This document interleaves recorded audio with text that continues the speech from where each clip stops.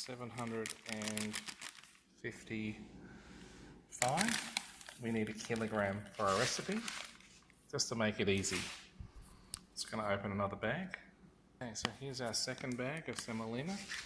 So I'm filming this by holding the camera, so it's a little bit difficult. So you can see I'm going to pour it in the pot. Let's just keep an eye on the weight. We're trying to get 1 kilogram. So yes, this is in metric.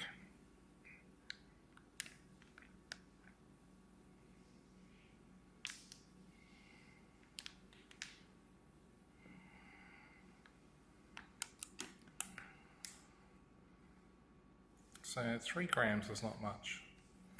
It's a tiny amount of weight. There we go, 1 kilogram. So we're just going to put this in the container. That's where it's going to live from now on. Now we take the yeast, which we prepared earlier. Okay, put the yeast in the pot. So don't stress, just put your hand in there and give it a bit of a mix. Now this part, we just want to add enough water to make the sourdough. So I've pre-measured 800 mils of water. I'll show you how wet you want this. So I'm just going to get my hands in there, give it a mix. Nowhere near enough. Generally, with the sourdough, you put in all your water with the sour, but the problem being that you don't really know how much water your dough is going to take. Every batch of flour is going to have a different water content.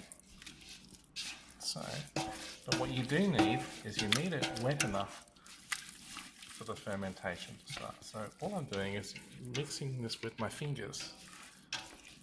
And what I'm looking for is a wet paste. So I think I can use pretty much the whole 800.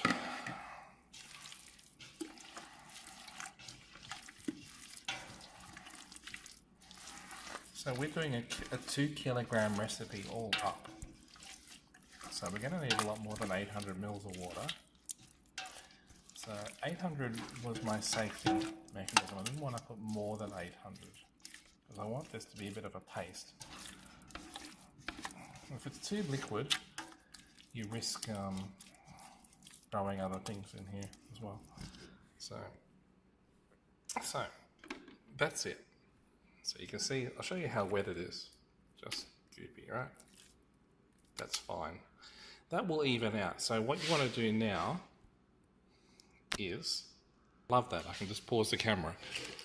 With your clean hand, put the lid on, and take your pot and put it out of the way. So on my stove is a good place. So this is 10 o'clock at night. This will be ready to go anywhere from 10 a.m. tomorrow. So it's going to go sour and it's not going to change much once it goes sour. So it's fine. So the trick with sourdough is to make sure it's had enough time to go sour. Otherwise, it's not going to work. And when you're using semolina, the souring process is actually breaking down the semolina, which is very coarse flour. It hasn't been ground down to flour. This is still the coarse wheat grain. This fermentation process breaks that down so that it will make bread.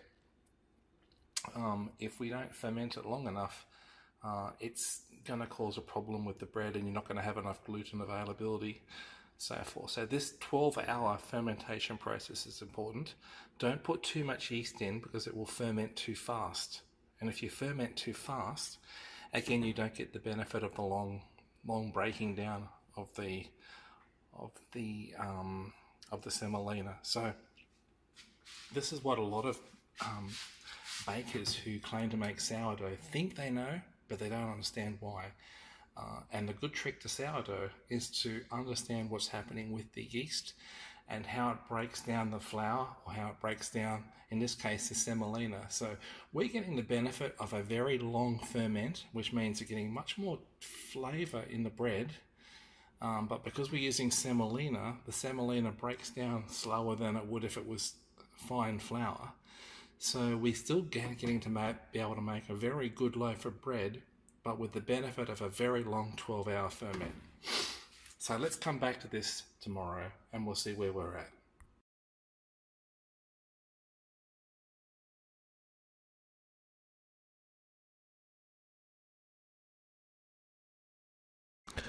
So now we're taking our 1 kilogram of flour and pouring it on the bench. Don't worry about making a mess.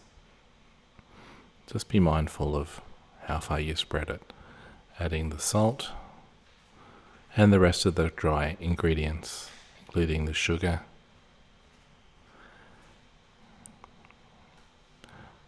and finally the remaining sachet of yeast.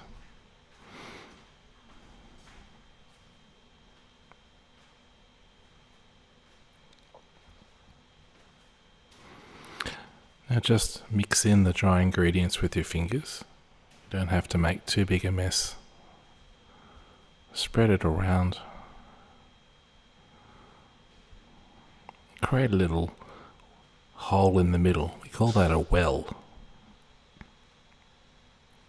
Now normally you would put water in this well and mix it in to create your dough, but as we already have a wet sour, we're going to put the sour in the middle of this.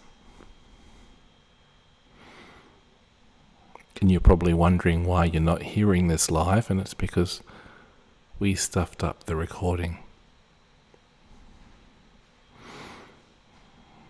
So yes, it does look a bit like slime, but trust me, it's delicious slime when it's cooked.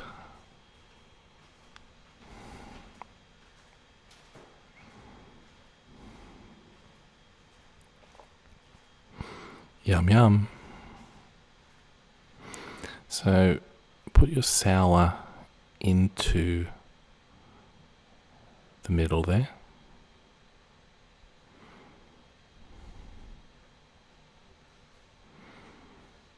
I feel like I need to sing you a song or hum a tune or something. Right. So don't worry about getting your fingers dirty, because that will come off as you mix the dough. So the dough is of course really sticky at this stage, and as you progress in the mixing, that stickiness disappears. So you really don't have to worry about getting your fingers dirty. Now all I'm doing is being a bit careful, because as you can see in the background I have a tile floor and I don't want too much flour in the grout lines between my tiles. It gets kind of messy. So now you see I'm starting to use that little tool.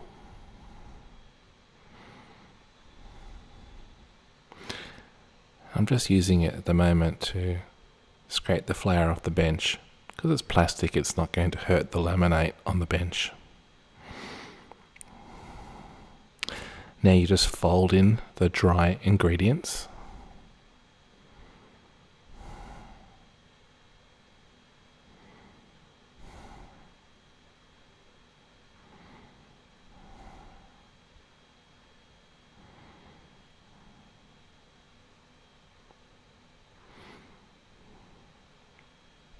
Now all I'm going to be doing is folding in the dry ingredients, and you'll notice as soon as it starts to feel a bit dry,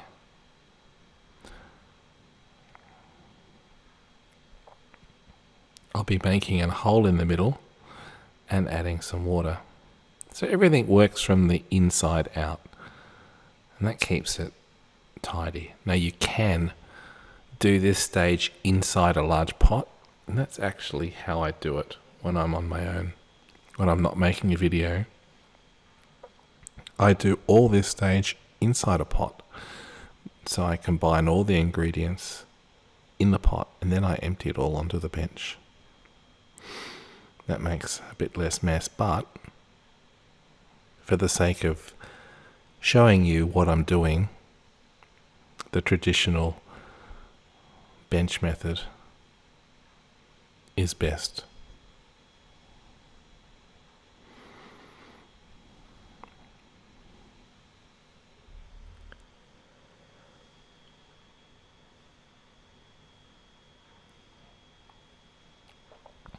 So it's a bit fiddly, and you might be wondering why you're watching this, but just have patience. The reason I'm showing you everything here with the video is that I want you to be comfortable making it yourself at home. I'm not going to make this a 5-minute video and expect you to go away and make bread after 5 minutes. So notice I've made a well in the center and pour the water in the middle, and now I'm mixing the water through. So always add the water to the middle.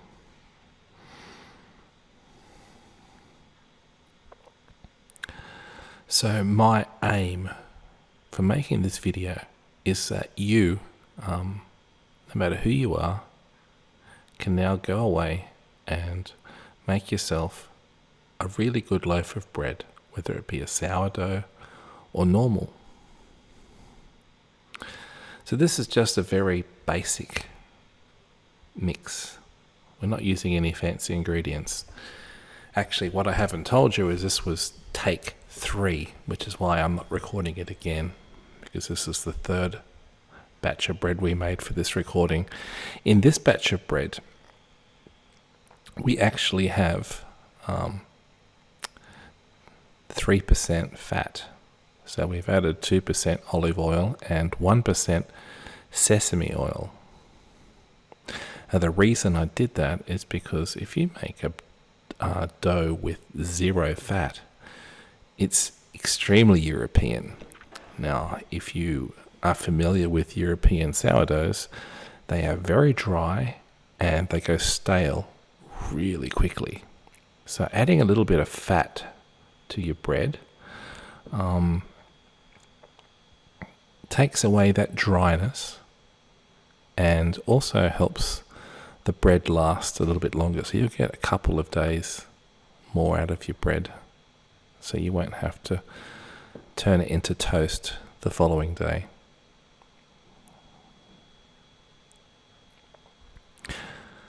And of course you can control the dryness of your bread by the temperature of your oven. So whilst you're watching me mix this in, let's talk about ovens.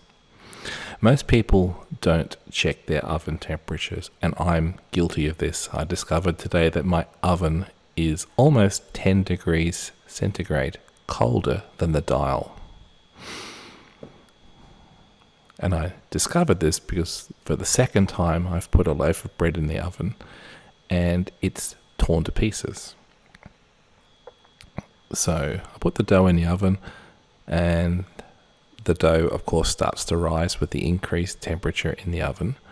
Now hopefully, because the oven temperature's at the right height, about 180 plus, the outside of the bread hardens fairly quickly to prevent the bread from expanding too much. But if your oven is cold, then the bread can expand quite a lot in the oven, called jump, and it can actually tear open. And of course ovens have hot spots and cold spots, so I discovered that the right side of my oven is colder than the left. Or was it the other way around? But either way, I have to now use the internet to find the instructions to set my oven to the correct temperature. And I have an external thermometer I can put in to adjust it. So all ovens can be adjusted, and that will help you make a better loaf of bread.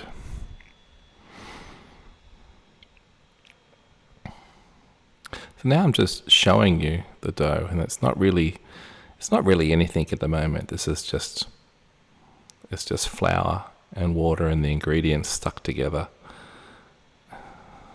And you could kind of make scones with this if you wanted to, right? But we want to turn it into bread, so now we're starting to develop it. So the mixing part is different to developing. So the mixing is simply mixing the ingredients through. So now what we're doing is developing the gluten. So the protein in bread, gliadin, globulin, and glutenin, there's 3 of them, 3 types of gluten, they need developing so they form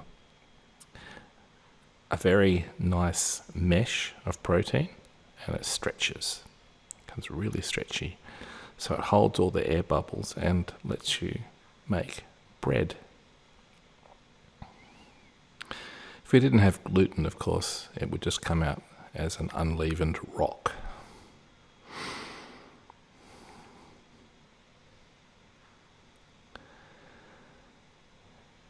So now you're seeing me developing, and what I'm doing is I keep it nice and tight.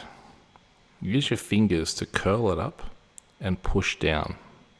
Curl, push, and as you push, you also tear. So notice how the dough is tearing away. Push, curl, tear, push and tear, curl, push and tear. Really get in there. So you can see this dough is a little on the tight side, and that's what you want when you're making shaped breads like this. If you're making bread rolls or things in a tin, you can make it a little bit softer, have more water in it. Of course, the more water in it, the softer the finished bread will come, but it doesn't hold its shape as well. And a softer dough is also more difficult to mix. And a hard dough is difficult to mix. There is a happy medium in there somewhere. So you'll see in a moment, I start to add a bit more water to this because it is really dry. Now you notice, as I curl and push, I'm also rolling it up. And I'm doing that to keep it tight, because while it's tight, it's easier to tear.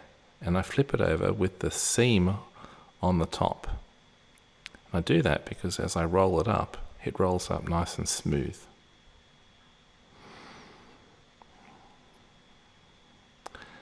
So, tear, push, tear, push.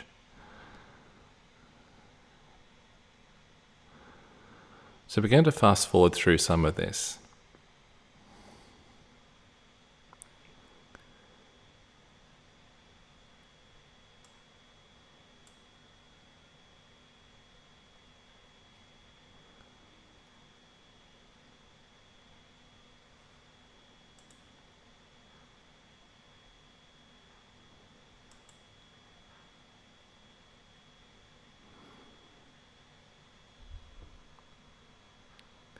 There we go. So I'm adding some water now. So I'm not adding much water. It's just a splash.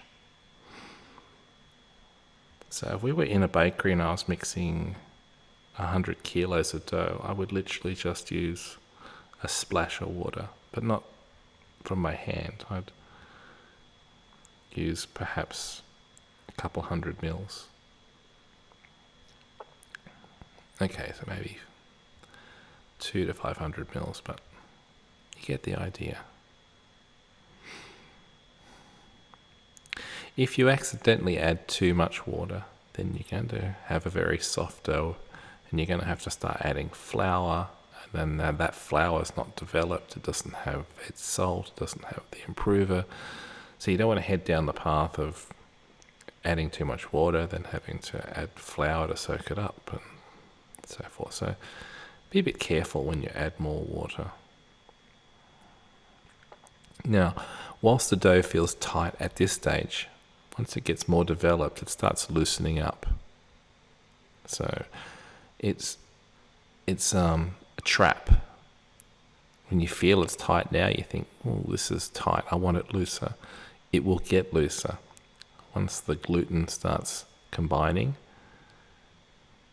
and stretching, it will feel looser. So the only reason I'm adding water is because it's so tight, it's hard for me to mix. Now, I'm a big guy. See, I've got big arms, but it's even tough for me, so it's too tight. And if you have if you're using a mixer and your dough is way too tight, then you're going to burn the engine out on your mixer. So you don't want to have the dough too tight. And you'll hear your mixer's engine straining. If you hear that straining sound, stop the mixer, check the dough, and if you need to, add a little bit of water. So when you add the water, put the mixer back down on slow to let it combine. And as soon as the water's combined into the dough, then turn it back on to its normal speed again.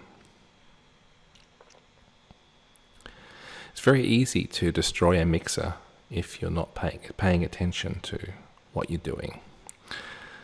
So just because I'm doing it by hand doesn't mean that you have to do it by hand. You can use a mixer. So as I'm mixing, I'm also noticing the feel of the dough. So dough starts off very sticky, and as you develop it, as the gluten starts to develop and the dough starts to feel more like bread dough, it starts to lose a bit of that stickiness. And if you look at my hands, there's actually not much stuck to my hands, not to the bottom anyway. So that super sticky is kind of gone. Now I'm just cleaning the bench a little because that stops anything from accidentally falling on my floor. But this is my house, not a bakery, so I don't like mess. And whilst I make this look easy, it is a little bit harder. But if you really pay attention to what I'm doing, see, it's easy. Curl, push, stretch. Curl, push, stretch. That stretching is tearing. And so the pushing and the stretching is developing the gluten. And as you roll it up, you're just keeping it tight so that you can stretch it. If it's all loose, it's not going to tear. See? So remember to keep it anchored. So one hand, so two hands here, as I'm just rolling it up into a tight ball. One hand anchors, and one hand tears. It's all about the tearing. Now, you don't have to push all the way to the table. You just have to get it a tearing motion, as long as you're doing something.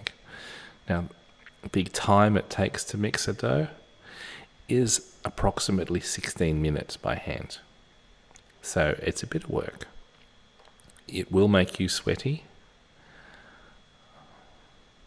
but that's okay. Never hurt to burn some calories while you're in the kitchen. Who thought you could do that, hey? And you can take a rest for 60 seconds too if you get too tired. You want to wipe your brow, have a drink. You can take a break, but don't do it for more than a minute. When you come back, roll it up nice and tight and then start the process again. Tear. Now notice here I've got another method now. I'm doing a circular method. So I'm pushing on one side and I was pulling on the other.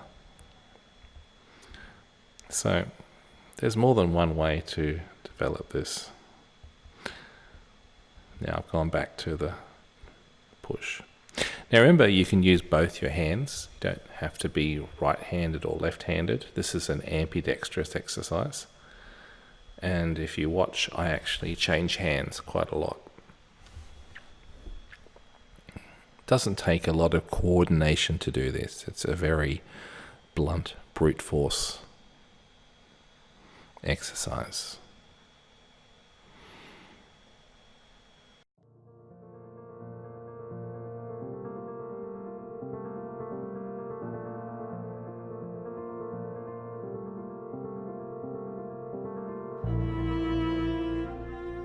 So this is Louisa. She's never mixed dough before and she's going to give it a shot. Okay, so you want to tear it. So curl it with your fingers, push down. That's good. Curl it back up, push it down. Well, she's getting the hang of it pretty quickly. See, she's anchoring the dough with this hand so it doesn't slide all over the bench. And she's tearing it. That's not bad for a first time mixer, so there's hope for you watching this YouTube video. You too can do this. Let's have a look from the other angle. Okay. Good. So as you stretch it, roll it up. Keep it nice and tight.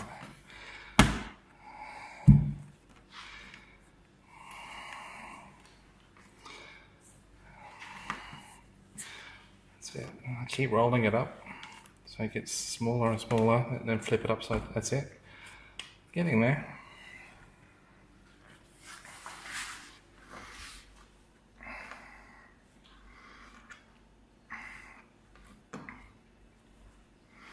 How's it feel? Very hard, but it's fine. Wonder how long she'll last. And tear. So it's all about the tearing. So curl it in, and then you got to push down and across at the same time. So when you line it up to start mixing. So what she's doing is she's making it tight. Now she's going to start tearing. Push down and tear. Very good. And I can see how the dough is starting to change now. See, it's starting to smooth out a little bit.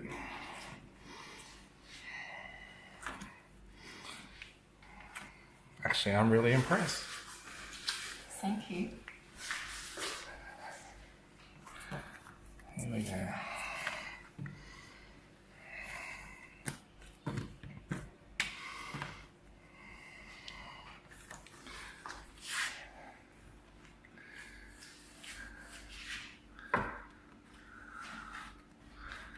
Yeah, tighten it up, keep it nice and tight. Now, put it long ways and start tearing. So you're not shaping at this stage, just developing the gluten which is the protein in the bread. It needs developing. So when gluten is developed, it becomes very stretchy and enables you to have that lovely creation called bread. Otherwise you end up with something like a damper. A damper is a traditional old style outback bread flour, water, so flour, water, salt that you don't really mix. It's really mixed as much as a I've just lost my words. So you can look up damper. It's an Australian campfire traditional bread that doesn't require any kneading. But this is not that. This is real bread. I think I need to be quiet.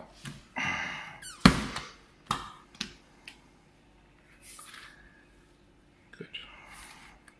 Good technique there.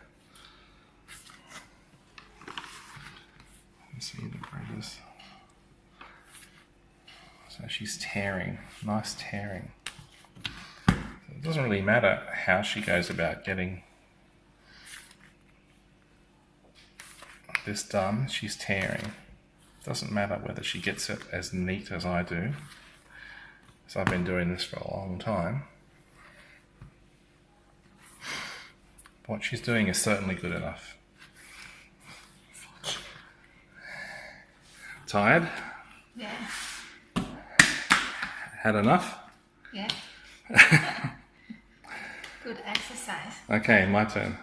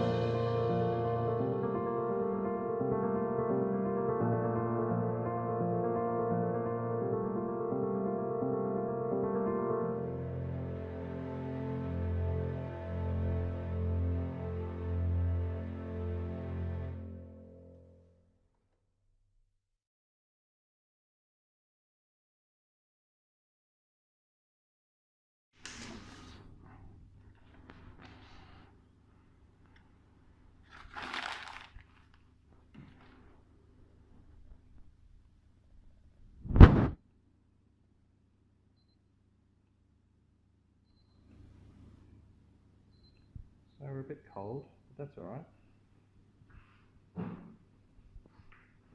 So now the dough is nice and relaxed, started to rise a little bit. This is ready to work with, so this is perfect. So, I'm going to do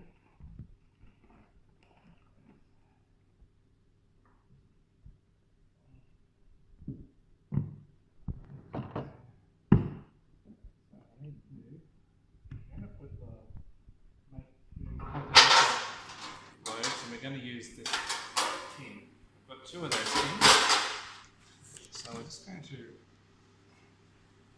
chop these up into what I think is about the right weight.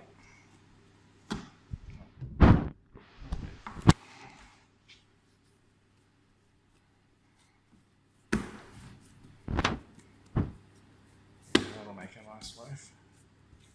So I'm just quickly going to leave that there, rest.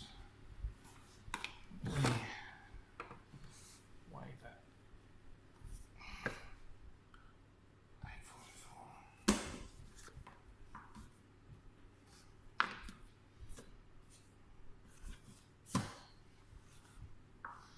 These will be quite big loaves.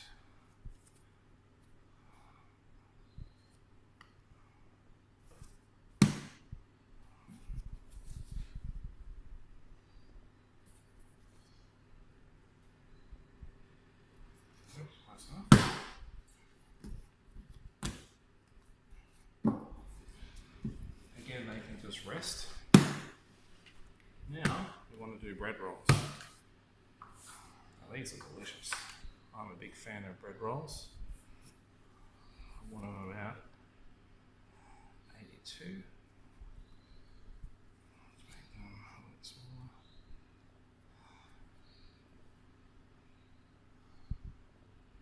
About 80.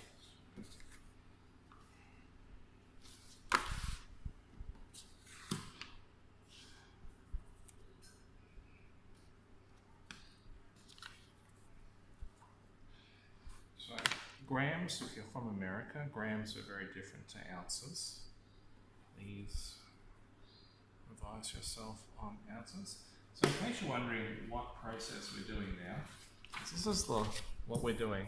Cut and weigh, then shape, then tin, then rise, and then we get to bake at that temperature. Our oven's still warming up.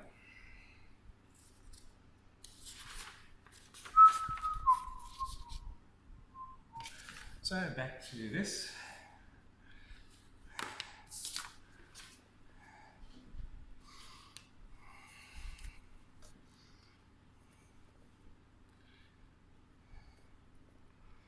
So of course this is my channel, so I get to spam it as much as I want to. So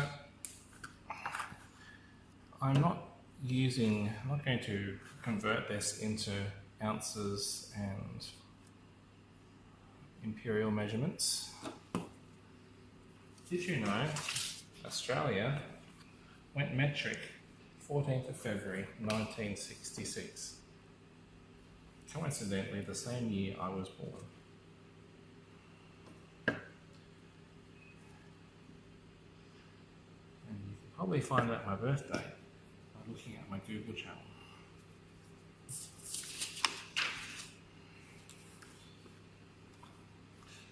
Did you know that in the West, the reason bread can be so toxic is because, yeah, I kid you not, they spray wheat with Roundup 3 days before harvest. It puts it into what they call the death cycle. It shocks it into dying. It begins to wilt. And it forces the crop to ripen evenly. So they can get up to a 30% higher yield by using Roundup. But of course Roundup doesn't just kill weeds and wilt wheat. It is tragically disastrous for our gut bacteria, which is why a lot of us get symptoms of celiac disease. Western practices of toxic farming. Why this is still legal, I don't know.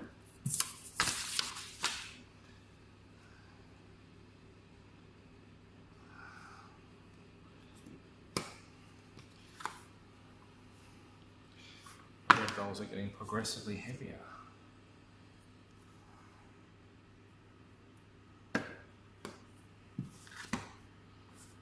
So, last time I did this, I made my bread rolls dinner roll size. This time we're making full-size rolls for sandwiches. Just because I can.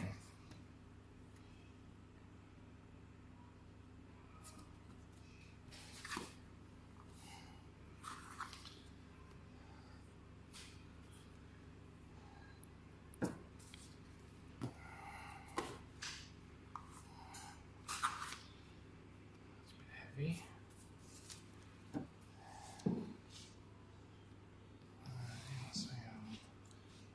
I'm trying to get them to 80, which is what I decided I was going to make my bread rolls at. Yeah. Did I do that one right? Yep. Close enough. That one's heavy.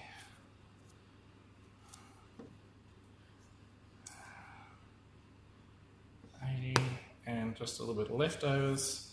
Just going to add those to the bottom of these loaves. Now, we don't need the scales anymore. They can go on top of my subliminal messaging.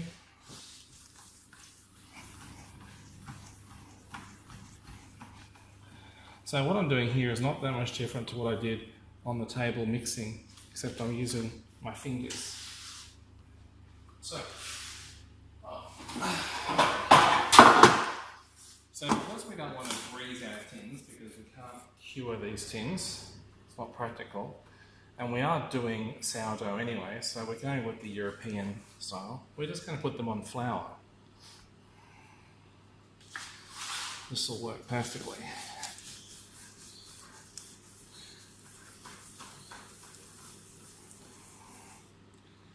So I'm literally rolling the dough and taking all the corners up underneath and squashing. That's what I'm doing with my fingers. And it gives us a nice tight ball. You always want the join. So again, I'm pushing and then starting to roll. I've got to get the air, all the little gas bubbles out of here. And just, this is how a bread roll machine does it too.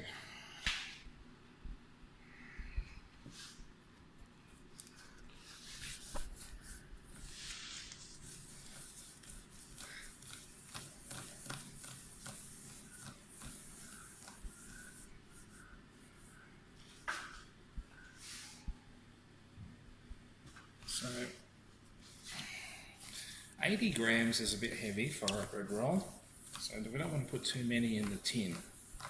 It's all going to be stuck together, and we're going to have too much soft, raw bread and not enough crust.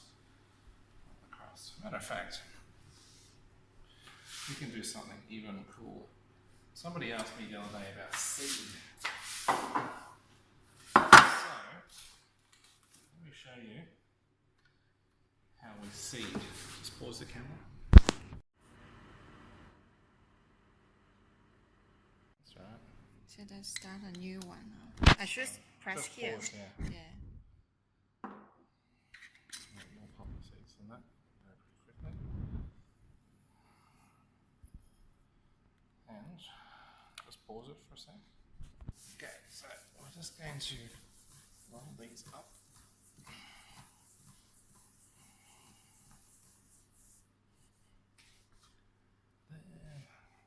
There.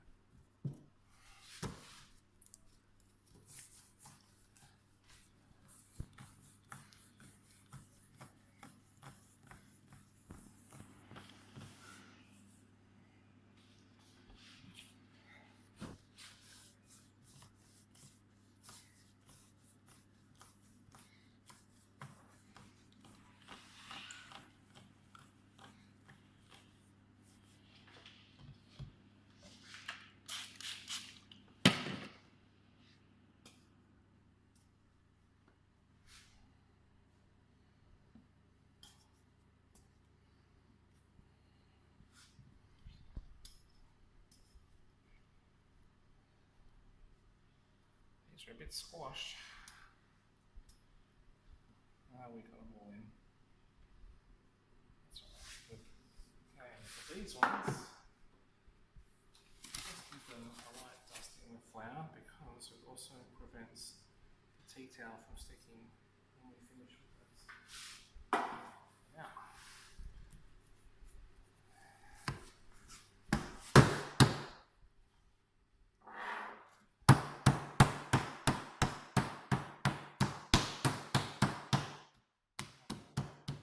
knocking all the air out of it, not being silly.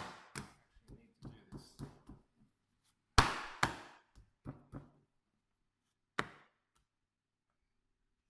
blowing my sign away. Okay, so don't focus on that. Just focus on this. So here we go.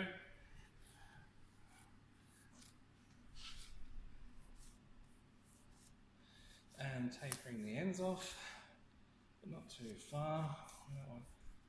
So when you do this, you're pushing the air out and you get a nice loaf. I've put a little bit of a tear in the top there, but that's not a problem because we're going to be cutting that later on. There, on top.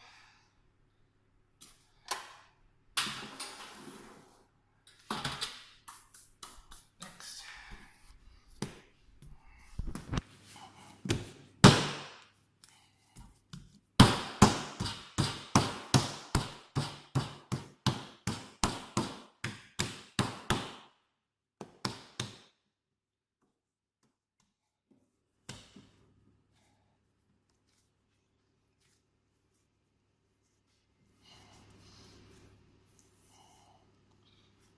Okay, and that one's slightly better shape. So I'm being a bit less lazy. So always put the join on the bottom. A bit of a squash down if you need to. And now we just have to let this rise. So we're going to put these on top of the oven.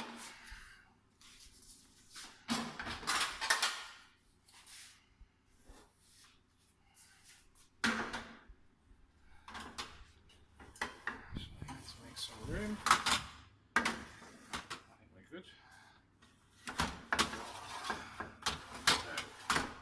And we just need to drop a damp tea towel over the top. And because they're floured, this won't stick.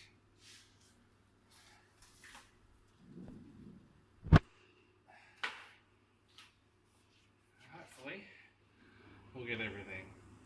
And now we wait for it to rise. And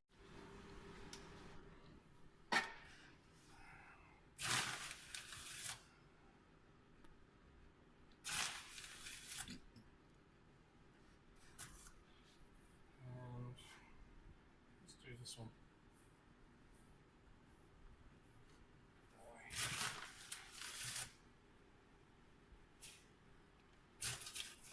That'll do. And how's our bread rolls going? They look okay. And bread rolls need, we want them to be a little bit on the shiny side.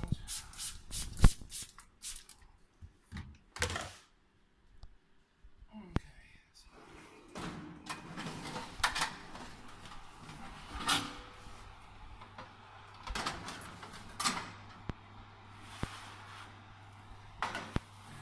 bread rolls will take about 25 minutes. Okay, and we're good to go. Good?